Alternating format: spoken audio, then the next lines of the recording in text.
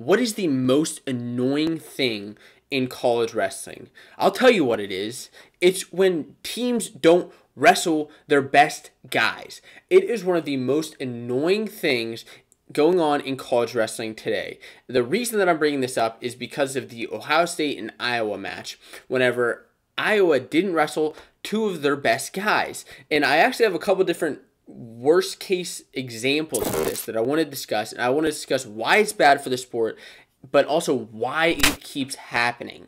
Now, what's going on? Are guys not wrestling because they're hurt? Are they injured? Are their grades bad? Are they just dodging wrestlers? Most of the time, I think it's just they're dodging wrestlers. Now, in the Iowa and Ohio State match, of course, one of the biggest matchups was Max Mirren versus Luke Pletcher, as well as Jacob Warren versus Colin Moore.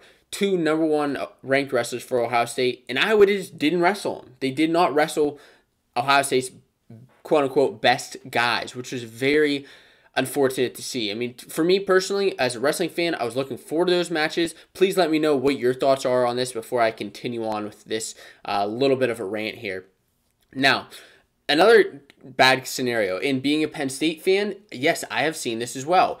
Whenever Shakur Rasheed did not wrestle in the past last season against Miles Martin multiple times. I went to the Ohio State match last season, and Shakur did not wrestle Miles Martin. Penn State actually ended up bumping up Mason Manville to wrestle him instead, as well as not wrestling at the Big Ten tournament. Now, there's some things with Shakur, being injured, and of course that kind of continued on into this season, so I give a little bit of leeway there. However, it's still very annoying and upsetting.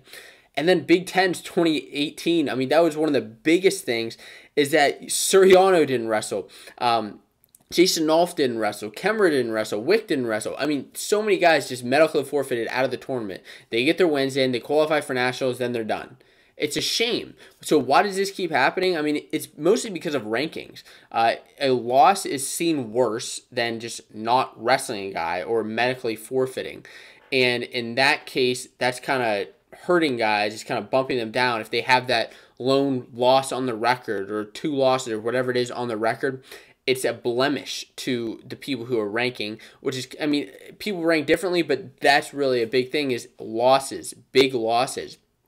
And, if a guy's actually injured, if a guy's actually out for a certain reason, it's obviously understandable. I mean, you aren't going to wrestle every single match, not necessarily. And coaches do at times want to try different guys in the lineup. However, when this keeps happening, to me, it's one of the most annoying things going on in college wrestling today.